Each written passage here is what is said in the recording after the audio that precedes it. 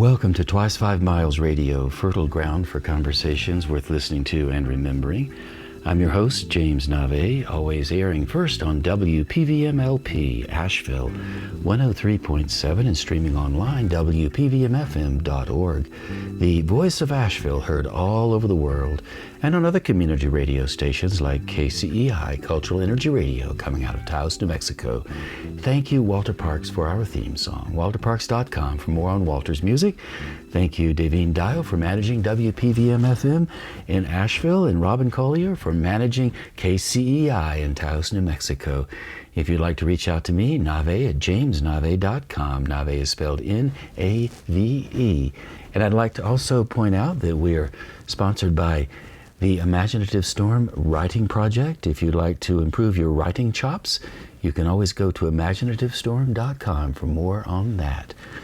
So today I am in the field. I am in Taos, New Mexico, with someone I just met. My good friend Bill Curry rang me up and said, I have a friend from the West Coast. Her name is Nina Franoszek. She works in the creative business, in the acting business, in the entertainment business, in the radio business.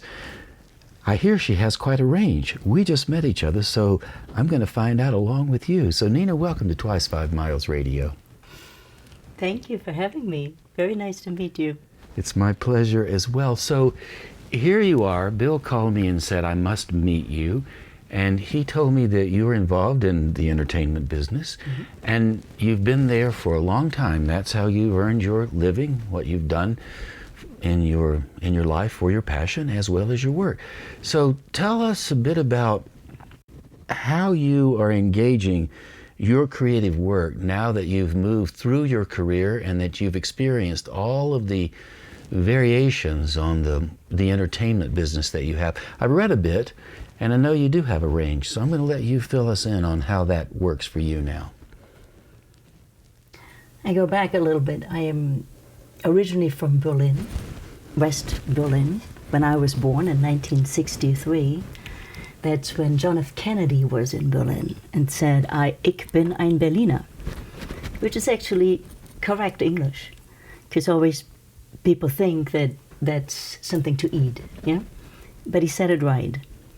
And that's when I was born to two artists who were painting, like Jackson Pollock, who been revolting maybe against their parents. It was that strange town in the middle of actually East Germany, a town that was West Berlin, but it was surrounded by a wall, which on our side we sprayed with colors and graffiti, and painters, painted on it. And then on the other side we had soldiers. We had a death stripe with mines, and when people from the former East Germany wanted to escape, which a lot of tried to, they were shot by their own people.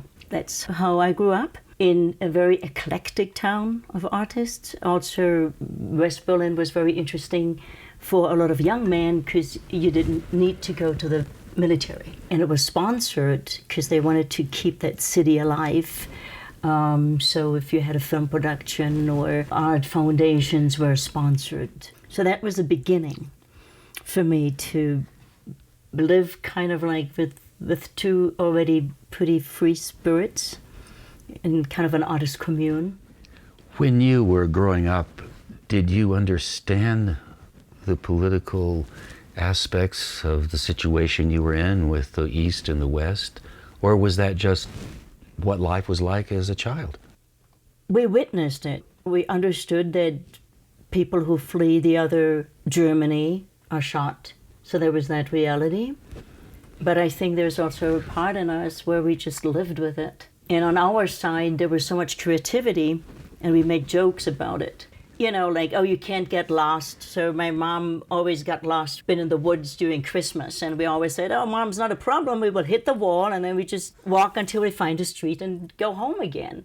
And when I was a teenager, there were parts, especially from the western side towards the wall, there was a lot of nature. So we loved it. It was wild. There were animals and nature.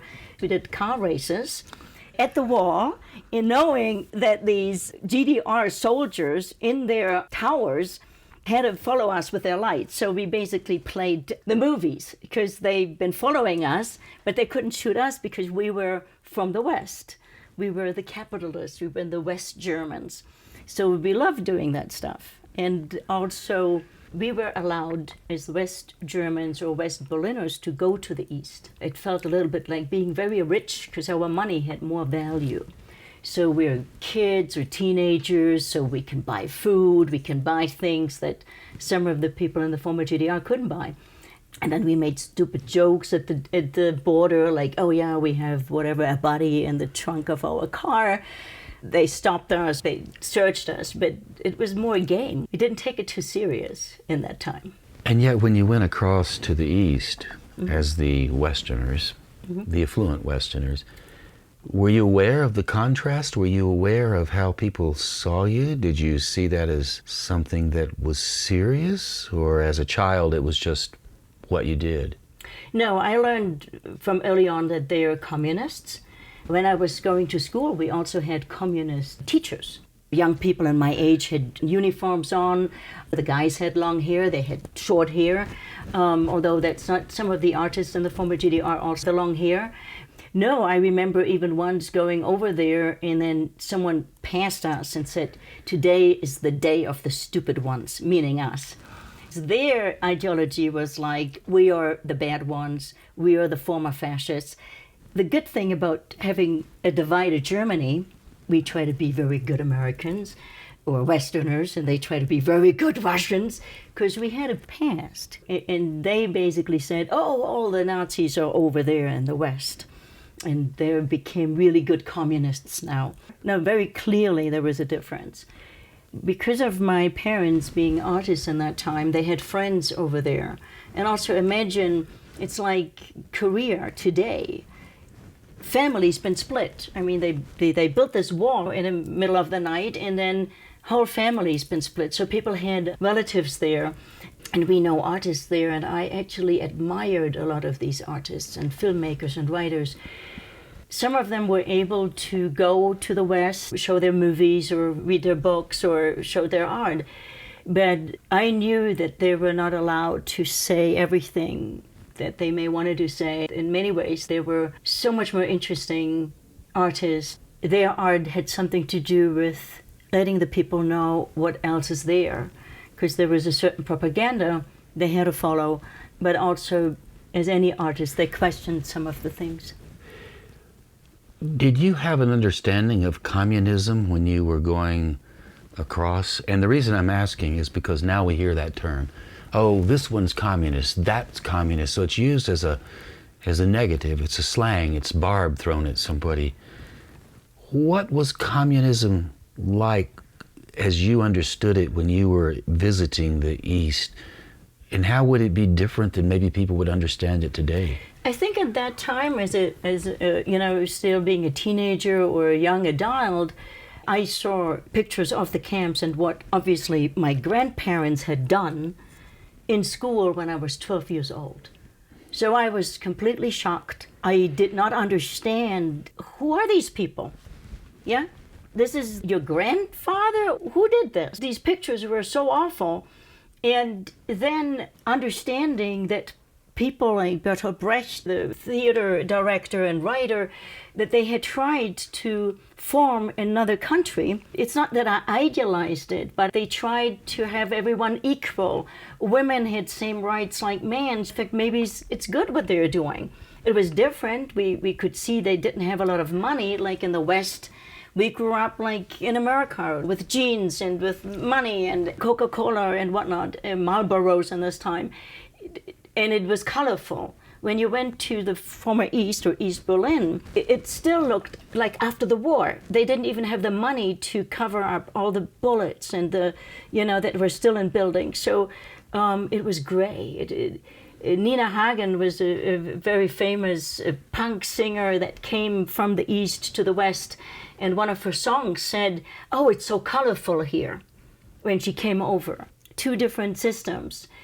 When the wall fell after the reunification, and we learned how awful the Stasi had been, meaning how much they spied on people, the files came out, meaning Every person had a file. And the people went there and you could read in the file that your husband talked to the Stasi about you, that your best friend talked to the Stasi, that you could read how they try to make you crazy. That was then a different truth that came out, which was really, really shocking. And the Stasi, the secret police, had all these dossiers on all the people. What were the rank and file Stasi officers like? Were they very stiff and nasty, or were they ordinary people just doing bureaucratic work? The latter. I even made a movie with Conny Walter, a German director.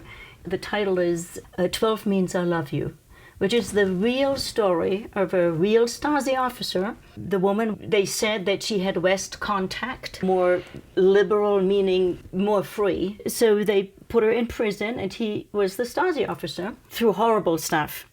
But they fall in love during these interviews. And after the reunification, they actually met again.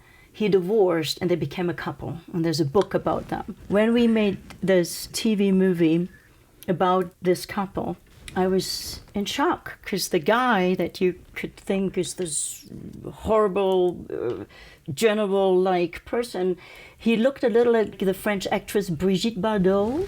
He was very feminine, and he wanted to do something with people and really liked people. So that's why he became a Stasi guy. And she, where you think, oh, this is this free young woman with her husband, and they even had kind of an open relationship, which was in these times, not normal. She was kind of like a tough cookie, yeah? She was much more intellectual and demanding. And even to see them together, she was the one constantly telling him, aren't you aware of what you did? Can't you see the consequences of your actions? But she was on him. It was interesting to see that we have these ideas why people do things.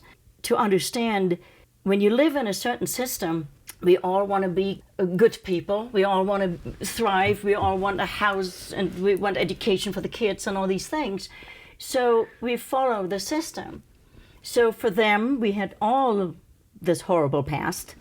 Everyone wanted to be a good communist, and then you do what they wanted you to do in order to survive, thrive, however that looked like. And the same in West Germany. We all wanted to be little Americans. America was this big brother, and we all wanted to be like Americans. We all watched American movies, and we've been very much influenced by the American way of life. When the wall fell and people came together, do you remember what kind of tensions existed when the two systems tried to intermingle? For me, at this time, I was 23 when the wall fell, and I was shooting a movie in Portugal, which was actually my first international production, a big movie by Rebecca Horn with Donald Sutherland, Geraldine Chaplin, with Taylor Mead, who was an actor and close to Andy Warhol, a big production. And we were even thinking about stopping it and going to Berlin, because, there was this big thing happening. But at that time already, I knew a lot. So not only have I had a lot of friends who have been artists from the East, but also I knew a lot of people who had escaped from the East. I knew people who had been in prison just because they said the wrong thing. I knew filmmakers from the former GDR. So I knew already that it was not so rosy. I remember when we've been on set, we'd been discussing it, celebrating it, but our makeup team, they've been from the East. They both had escaped. Escaping meant you put yourself in a certain car that was built in a way that you could hide a person in there. But if they would have found you, you end up in prison for life. People try to swim through the Baltic Sea. A lot of people died doing that.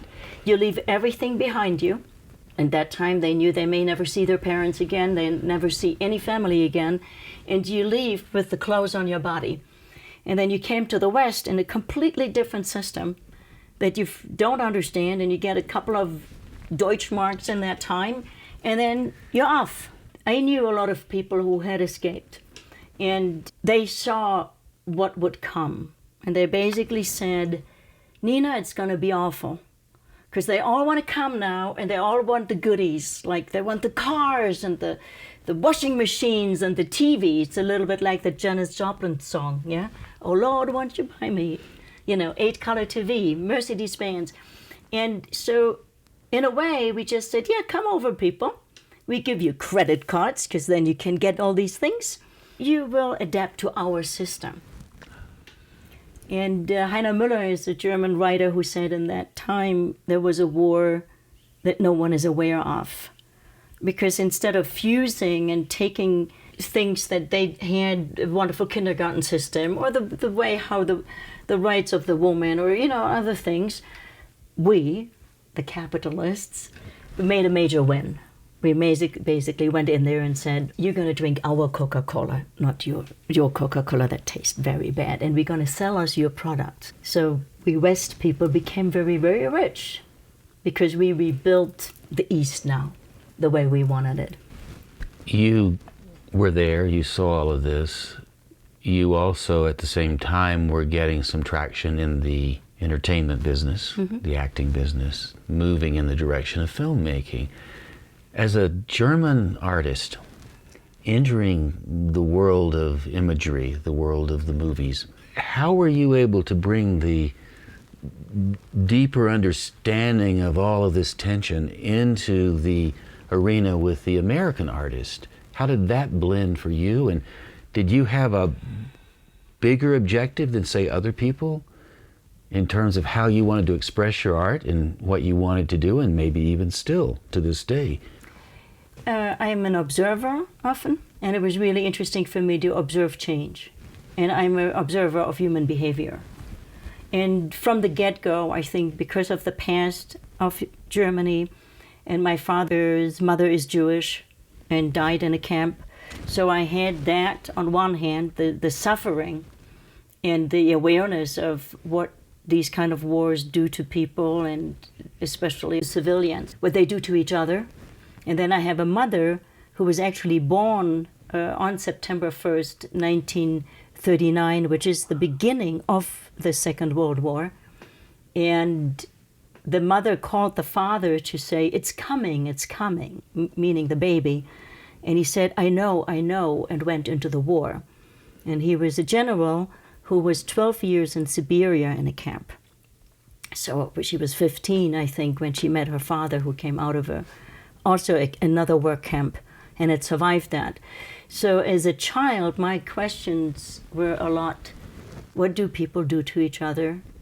What are all these different systems we try to create, how we live? And what does that do to people?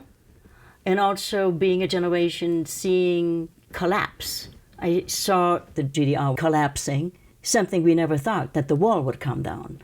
And then my profession as a film actor especially brought me pretty much around the world. So then a couple of years later in South Africa, and see that collapsing. And so again, that's the same kind of quality of chaos that starts, which I, on the other hand, also think is often very good and interesting, because we have to come together and find something new. As human beings, we always want to do the old again, yeah? Because that seems familiar, although it didn't work out, right? So me coming to the United States, I'm observing, and when I'm in a new place, I see better, because it's new.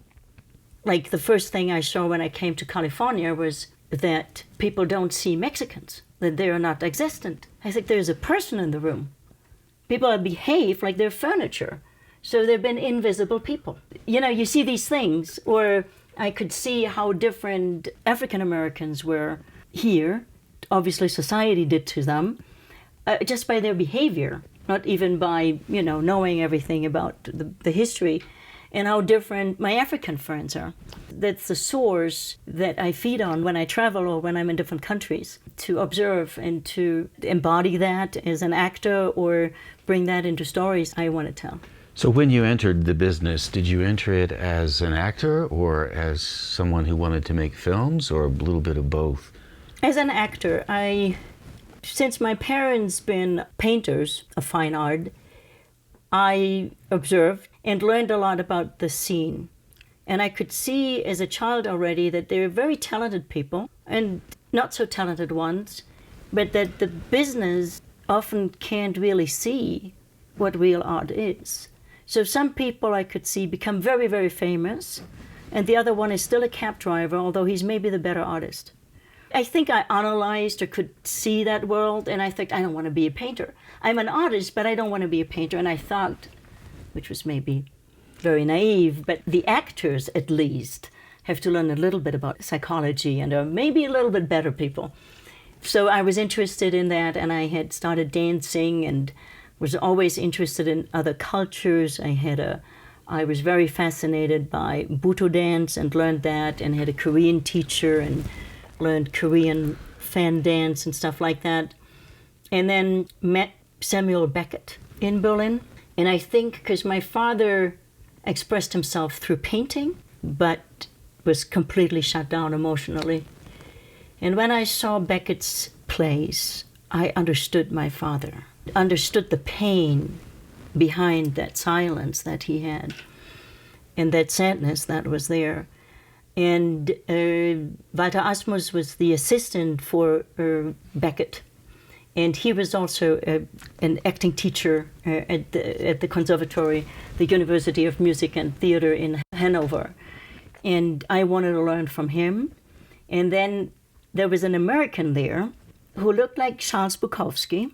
He came out of St. Quentin, Rick Clucci. He was in Berlin on a stipend, DAAD, German-American Exchange Cultural Program.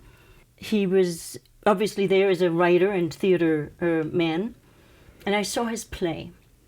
I had never seen something like that. There have been GIs on stage, and we've been sitting as the audience in the middle of that bar, and it was so realistic. I've never seen this kind of realistic theater. And I learned that he had been in St. Quentin. He had done a kidnapping when he was 18. And because he was a minor, it did not end up with a death sentence. And the San Francisco Mime Troupe had brought Waiting for Godot into the prison. And the prisoners understood what that was about. So Rick Clucci changed and became a theater man in prison. And he was going to meet Samuel Beckett. Samuel had heard about him. And all that happened in Berlin. I was 15 years old when I was meeting all these people. I was 16. And I came home and I said, this is what I want to do. And although my father, both of my parents were painters, my father said, no, you're going to finish school. You need an MFA at least that you can study.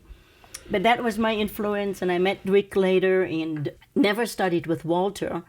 We did something else much later because he then went with Rick on a huge tour through the United States when I was at the conservatory. But that was the influence. And I think what I saw there is how theater can change people, can give you an experience that you haven't had before with others, that you then can share in a discussion after it. And that was so powerful for me. And I studied in that time ethnology, and shamanism, and said to my teacher, Ivan from Russia, I want to do what you're talking about. Ivan was this tall Russian guy who selected all the young, beautiful students, the girls, to go with him to Russia to meet the shaman. But I said, I want to do that, what they're doing. I want to understand how strong is our brain, the capacity of the brain, and is that possible to leave your body or to be in these different spheres, or what is that? What medicine man or shaman, what is that? And had the fortune to work with teachers, I would maybe even call it spiritual experiences, that are transformative not only for me, but when you write or work from that place, are very transformative for an audience. So when you started to enter the acting arena with this goal in mind of more mysticism, shamanistic experiences, transcending oneself, were you resistant to that? Were you able to flow with it? And would you say that ability to allow yourself to go there would be one of the primary talents an actor needs in order to really take that craft to the level of magnificence? What I learned was classical exercises, and then there are all these different teachers, Stanislavski school and Stella Adler, which is a little bit different in Germany, or what Bertolt Brecht did. So you use your imagination. And then the method acting went very close with psychology at that time, that you use former experiences in your life that have been traumatic, that you remember on a sensory level. So I studied all of that. That was interesting, but there was a problem with my voice. And they did these different breathing exercises, and I always failed, and I was told that I need to work on that harder because I was playing on huge theaters, 2,000 seats, so people need to hear me. And that was when we then worked with Cieslak. He was a student of Grotowski.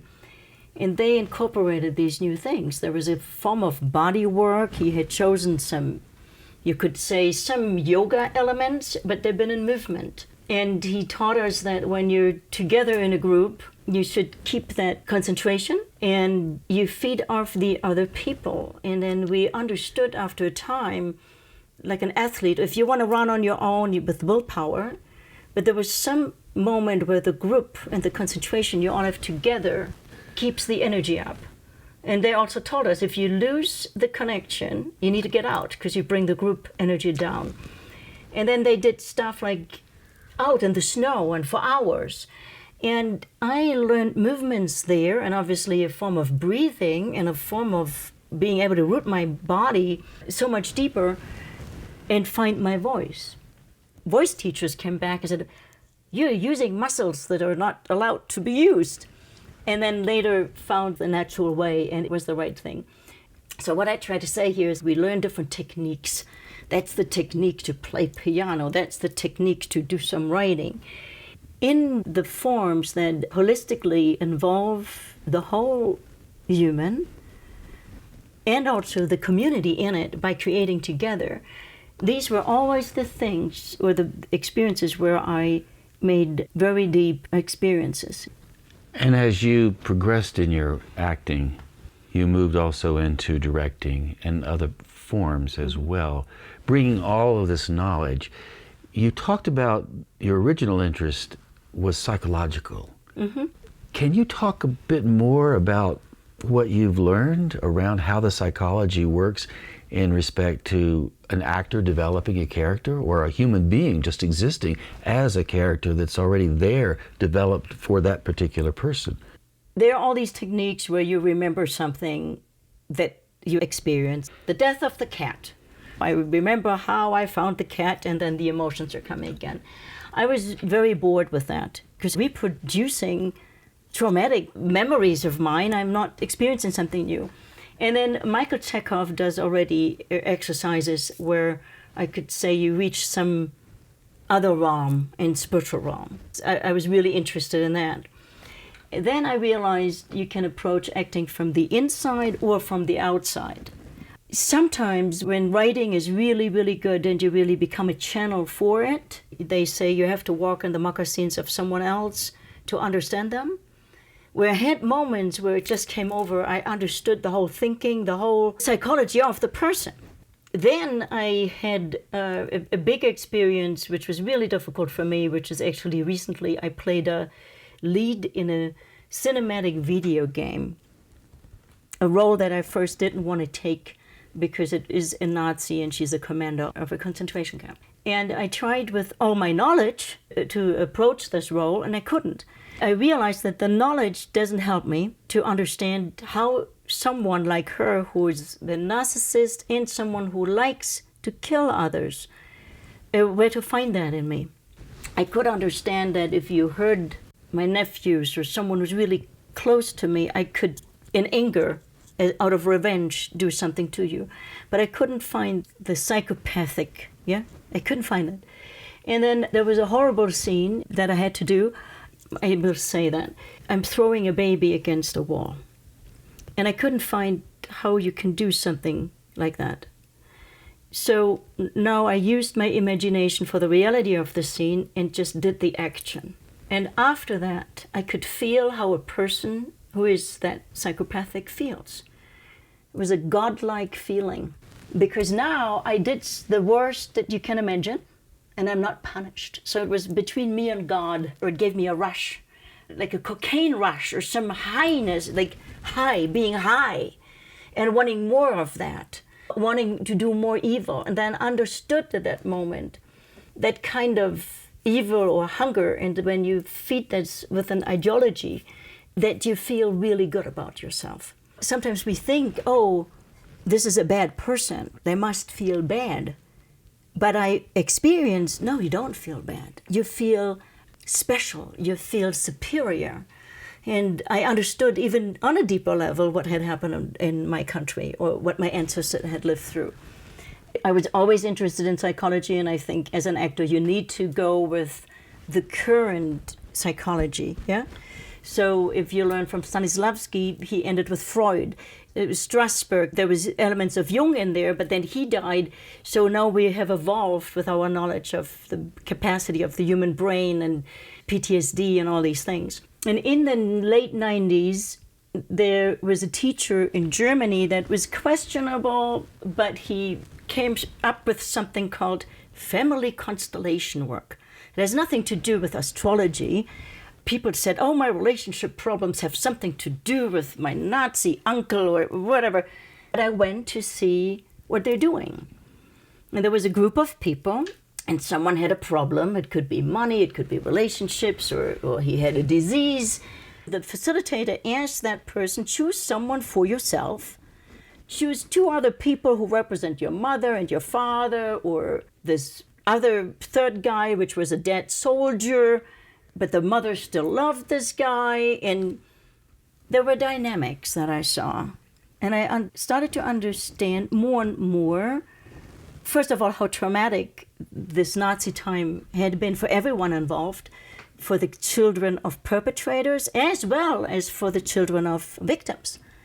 I could also see here that they have, in the next generations, the same problems. In this constellation work, we could see now that children of former perpetrators had same symptoms, like also the survivors. Their next generation had same symptoms. There was also this phenomenon that someone else, this representative, can feel that stuff, which is not explained. We don't know yet how that works. But I got really interested in it because people had immediate emotions. You put someone in a certain position and they start crying, and I think, man, it takes a lot of time to get my actors, when I was directing, to have that emotional breakdown. And sometimes also I could see how an actor is in the way to be their channel. They're full of their own stuff, and I said, no, but that's not the character. Like I had a girl, she was in a Strindberg play. She's supposed to love both men.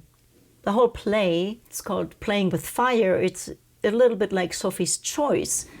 She loves both, but the society doesn't allow that. You can only have one husband. But the actors fall during the play over and over again into hating men. And I said, you can't do that.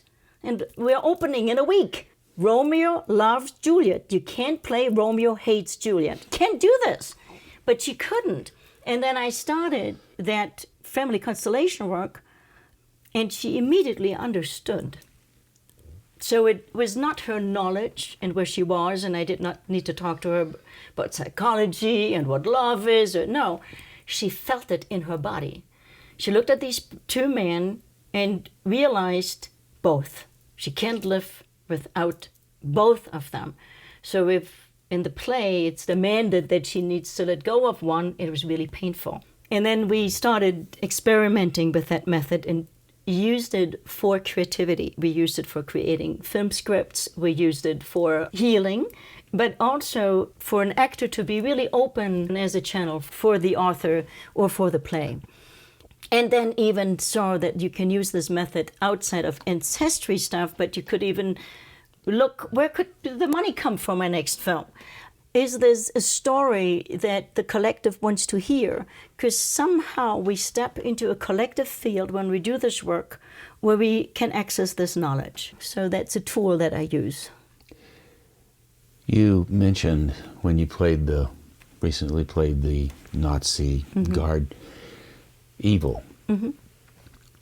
Now that you've spent so much time working creatively in and out of all of these scenarios, deep understanding of psychology, what is your view of evil? How do you define it? Do you believe it exists?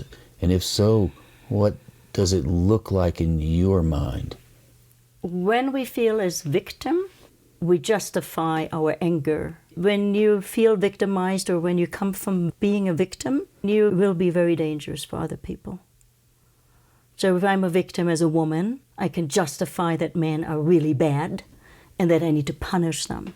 When I see victim for myself or I see it in others, it's very important to step out of that and stand into my uniqueness, into my strength. Feeling like a victim makes you really angry. And then with the right ideology behind it, it's very powerful and you're going to destroy a lot of people. That's what I see. And being righteous for this and this cause. This needs to happen. I know this needs to happen. So I'm willing to do everything, even sacrifice myself for that cause. Usually, and that maybe sounds strange, but everyone who wants to better the world, there's a tendency that I will become evil for some people. So there's something about judging. When I judge, when it's me against the others, and then if it's also very urgent and I have to better that world, then we become dangerous.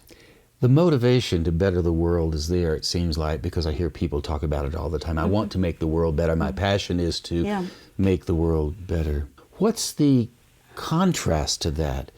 I want to do blank.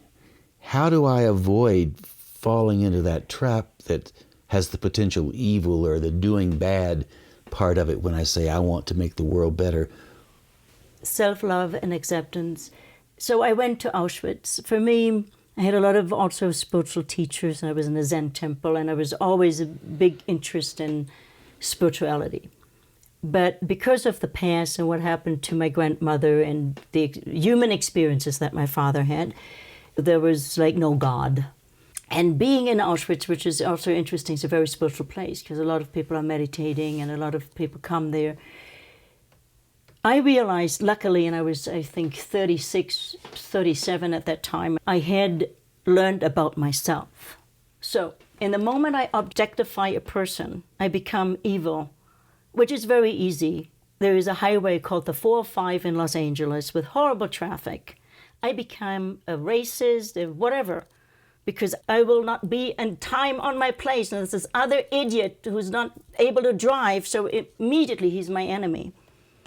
So I can be evil. In my times when I was most insecure, you could have given me an ideology or something that makes me feel more beautiful or something. Definitely, you can influence me. I can be angry at someone. I can be prideful. So when I was in Auschwitz, I understood it was man-made. Man-made, not God-made. And we objectified people and said they are like cattle. Because what they did there is that what we do here with cattle. That's the same thing. You use this person in every way. Horrible. But it was man-made. And I also could see that that in the Nuremberg process, they all been on cocaine. So drugs do something to our brains. I could have been anyone. I can't judge. I don't know what I would do in a certain situation. So as an actor, we do improvisation, and there is maybe a moment, because there I can improvise situations like that, where I become completely selfish just to save my own life. So when I'm in fear, most dangerous I am when I'm in fear, because I'm going to protect myself. I may go with a knife to my door because I think someone bad is coming. Yeah? And I also experience when I'm in fear, I make very stupid decisions. When I'm in devastation, when I'm desperate, I make very, very stupid decisions, and usually can hurt someone else because my perception will be very narrow. When I'm at peace, when I'm complete, when I'm in acceptance about myself, I see me in you. I can be bad, I can have a bad day, I can be very narrow-minded, I can be all of that. And I don't know in certain situations, how selfish can I be? So who am I to judge? You gave me an insight that I haven't had before when I asked you about evil. In my imagination, evil was the big sign on the hill, evil. But as you spoke, I realized evil is small, incremental, like all the other little things. Like honesty is not some big, I'm honest. It's just honest in the moment. So evil existing in the frame that you've offered gives me an easier way to understand what it is and to think, okay, yes, I can see how this could exist. Before thinking big, big, big, but small, small, small. And the small over a long period of time equals momentum that can really be destructive. You can say this person is evil, but often that person thinks it does something good. Mm-hmm. I'm here in Taos, New Mexico right now, and you see everything that happened here. You see the Pueblo and the natives and the Spanish who came and then the Anglos who came. These Spanish men didn't think they were evil. They thought these wild people don't have God, so they have to bring them something. So there's the righteousness, there's the purity. Here, this country, like, where sexuality that was dirty. So there's a naked person or something, so that's dirty. The person can see that they project that on them, but here they want to change it. I want to change someone else. Instead of seeing, even in our differences, or you are being a man and I'm a woman, there are so many similarities. We tend to look for the differences, and we're so afraid of this other. But there are so many similarities. And when we see these, then we're all one. But we can become these other things. And I think every religion knows that. It's greed, it's jealousy. But a lot has to do with low self-esteem or not loving ourselves. When I love myself, when I'm content, I don't need to fight you. I can let someone pass me by. I'm generous. I'm grateful. But when I'm tense, when I'm coming from lack in any way, I need to do something. I have an enemy, and I may need to rob you because you're rich, and I need to take money from you because I'm poor, and then I make you something. I don't see the human in you or the being in you. Nina, we are getting very, very close to the top of our time together, top of our hour together. So as we close, would you reflect just a bit on, just a little more on self-love as a way of going out? I would start with self-awareness and self-knowledge. So I think when I was young, I tried to be someone. I wanted to project a certain image. I think it's so important to understand our weaknesses and our strengths. I have close friends that are honest with me, or we have a pact. We call each other out on our stuff. Practically, it's good to meditate for me, because I can see my thoughts and don't act on them, and I can reflect on them. It's being an acceptance more about myself, instead of also trying to change me and be constantly better, but to see what I'm doing and be okay with that. And just be grateful for the little things. I think something is when I shift my concentration to appreciation or gratefulness, I see the abundance in my life. When I'm too much out there, and especially in the world of social media and other things, I get so much information about things that I can't change. I can't change the situation in Ukraine right now, yeah? I get wrapped up in that. Or the successes or failures of others. So I think the time, in a time where we're distracted so quickly, is really important to concentrate on the here and now and our bodies. Being in our bodies, not in our heads, with your feet on the ground and feel the ground and be in nature. Because also nature has, for all of us, this effect to our brain, whether you walk on a beach or in the woods, it calms us down and it gives us a feeling of oneness. When the wind comes in a certain moment, when we see a sunset, we become one with that. And I think this is the most precious in these times where we're so bombarded with information that we need that more and more in order to then select what information I want to see, how do I want to react to it, can I react to it, that clarity. So it's more peaceful, being peaceful, and there is the love, I think. Nina, thank you for taking the time out of your day to be with us on Twice 5 Miles Radio. I really appreciate it. Thank you. I appreciated your questions and that we talked about all these things. And I imagine we could go on for more and more time, but we have come to the end of this show. So once again, thank you very much. And there you go, my friends. Thus concludes my conversation with Nina Franoszek. When I asked Nina about evil, I was surprised. She came at it with an answer that was a more lowercase answer, rather than evil like the big mountain that you have to climb, or evil like it's something that permeates everything or could permeate everything. She brought it down to a smaller idea, and when she was talking about it, I was intrigued as I started to think about how the small, tiny little things can add up over time. And I changed the way I thought about evil as Nina was talking. You may have had the same experience I did when you listened to her description of how people we might consider evil don't think of themselves as evil at all. They think of themselves as making a better world, contributing something, and when they have a large group of followers responding to whatever they're saying, it justifies their actions more and more. So one group views something as evil, the other group views it as good, and on it goes, and you can go back through the history of humanity and you see this all the time. In his book Evil, Inside Human Violence and Cruelty, Roy F. Baumeister opens with a story that illustrates these two different perceptions. What's evil? What's good? What's bad? Who's a perpetrator? Who's a victim? Here's the story.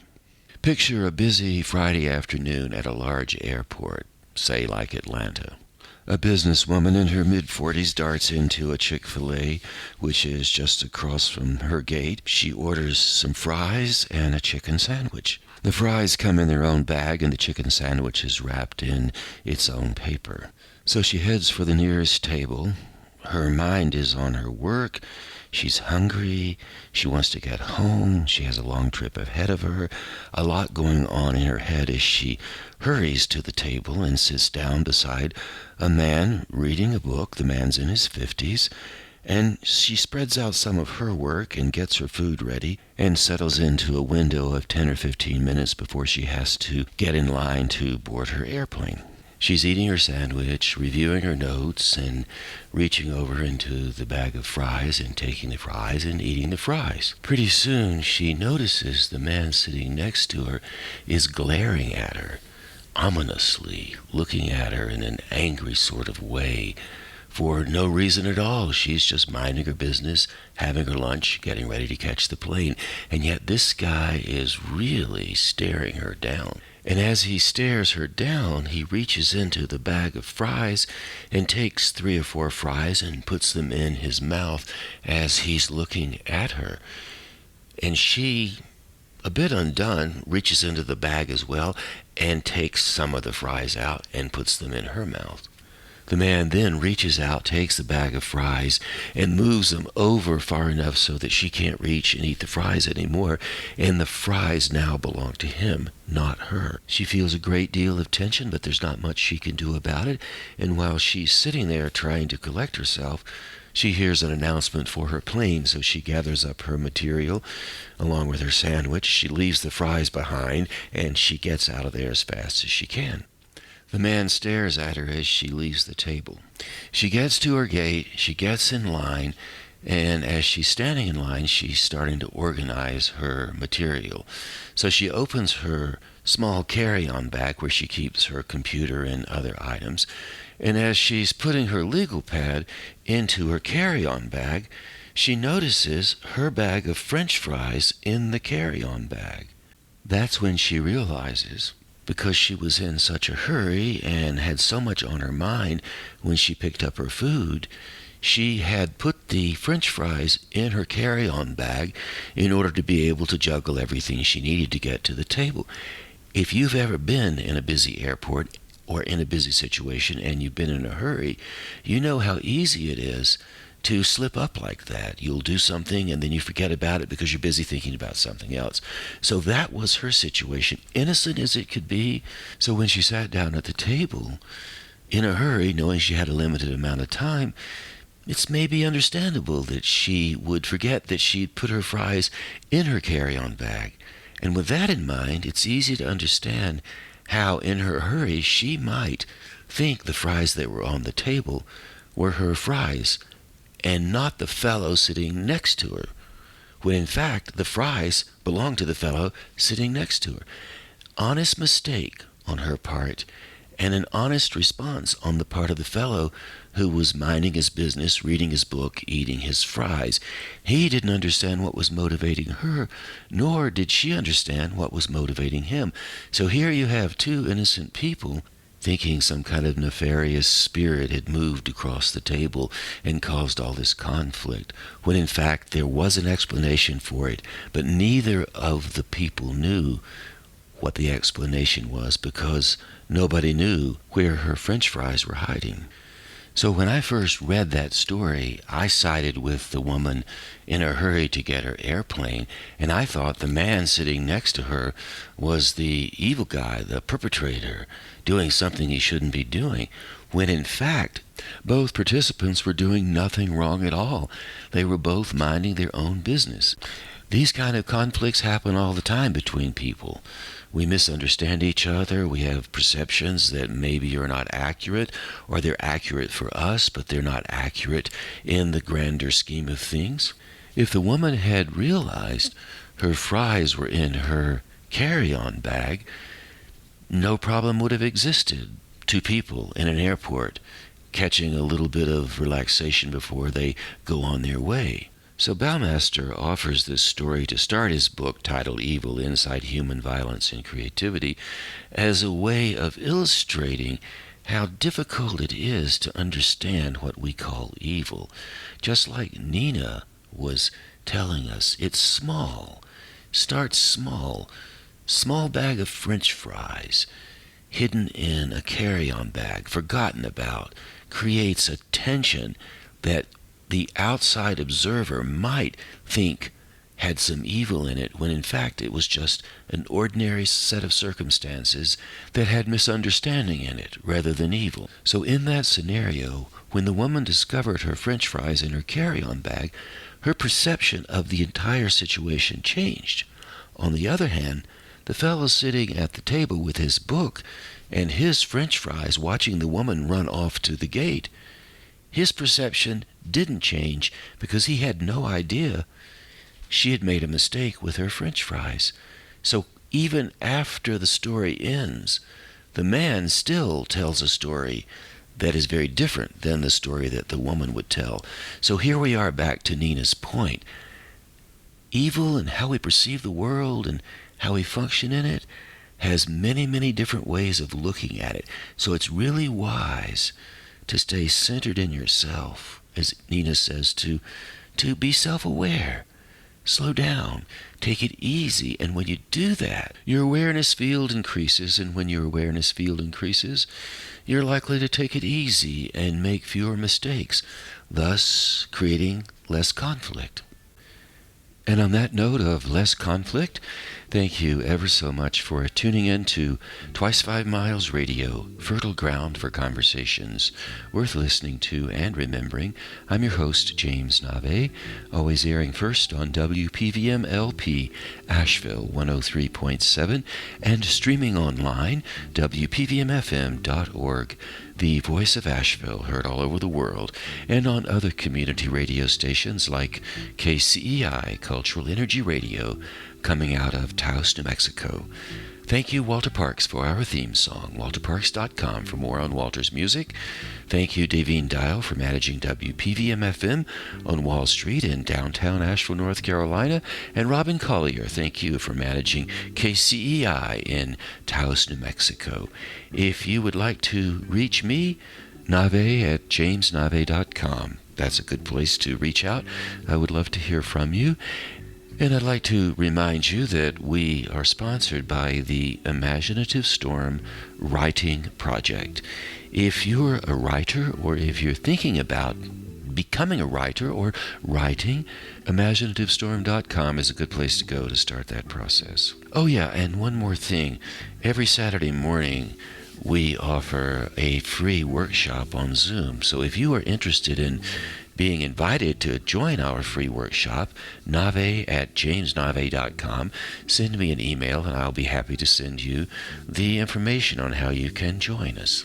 So we have arrived at the end of our time together. Like I said, thanks so much for tuning in. I really do appreciate it. And please do come back again sometime very soon. Till then, maybe if we're lucky, we'll catch each other on that turnaround somewhere down the line.